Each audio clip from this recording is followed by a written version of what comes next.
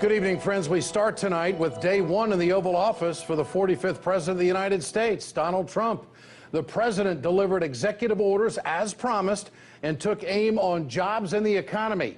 Trump officially killed the Trans-Pacific Partnership, dealing corporations a setback after Wall Street spent millions of dollars trying to get it passed. All right, we're going to sign 3 memorandums right now. The first one is withdrawal from the United States from the Trans-Pacific Partnership.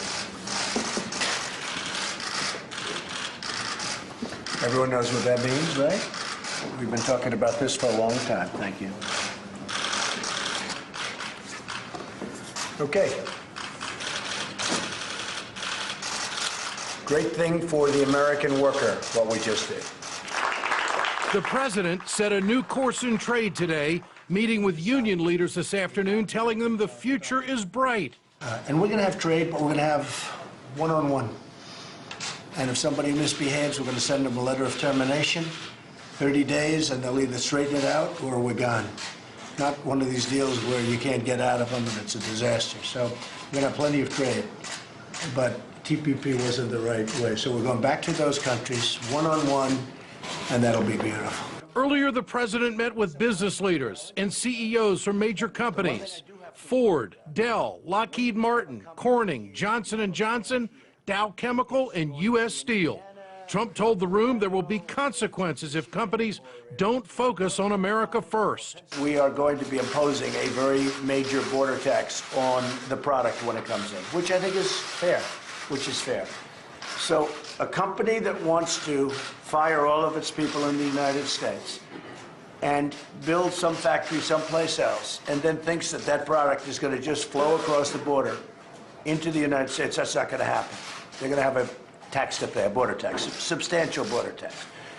Now, some people would say that's not free trade, but we don't have free trade now. The president said he believes his administration can cut regulations by 75% or even more. For more on President Trump's move today and the TPP, we're joined tonight by Leo Gerard, International President of the United Steelworkers. Mr. Gerard, great to have you with us tonight. The president delivered quite some audio right there. One-on-one deals, 30-day termination if they don't act right. What do you make of this? What's your reaction to what unfolded today? Well, I got to tell you that in a sense, I and our union feel kind of proud.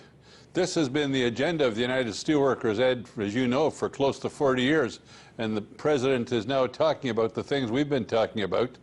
And as we said when he got elected, we're prepared to work with him on repealing and replacing NAFTA, PNTR, the deal with South Korea, what he said about shipping stuff across the border and trying to get it back just basically by beating up on workers. Those are all things we've been saying for a long time. And I think he's moved in the right direction. Now, the other part of that is we've got to have strong enforcement. We've had trade case after trade case against China. We win and they just keep flaunting the rules. Same thing with our cases on steel, aluminum, where China's developed, in particular, they've developed overcapacity in steel, overcapacity in aluminum, and they flood the markets, depress the prices, then they come in and try to steal our jobs. So we want to work with him on enforcement as well. Mr. Gerard, you weren't at the meeting today, and there were some other prominent union leaders that weren't there. What happened on that deal? Are you going to have your time with the president? Well, I hope that we're going to get our time. My understanding is this was primarily a meeting with the building trades, from most of them from the area around New York and New York City, people that he would know. And I think the fact that he met with them is a good thing. Hopefully he'll meet with the leaders of the industrial union, the manufacturing unions, because I think it's important that we build bridges and build buildings and fix dams and fix schools and all that, but it's also important we do it with stuff that's made by our members. Well, it sounds like he wants to do all of that when it comes to infrastructure, and that's another battle your union has been fighting for years. Is it possible to do one-on-one deals? Now that the TPP is gone, is it possible to go back and do one-on-one deals, bilateral with countries, and accomplish a better deal for America? Look, at the thing that I think is possible is one-on-one deals, because one of the most valuable things on earth is access to the American market. Everybody wants it. And there's only 2 countries in the hemisphere that have similar standards. That's the United States and Canada. So they should be able to work that out pretty easy. But one-on-one deals with countries that really desperately want access to our market without giving us access to their market is just wrong, and I think the president's got the right idea.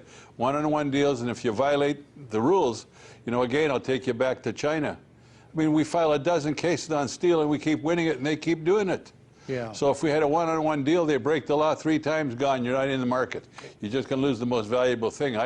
I'm looking forward to working with him on these things that we've been talking about for 40 years. Mr. Gerard, great to have you with us tonight. Thanks so much. Leo Gerard, you. United Steelworkers International President.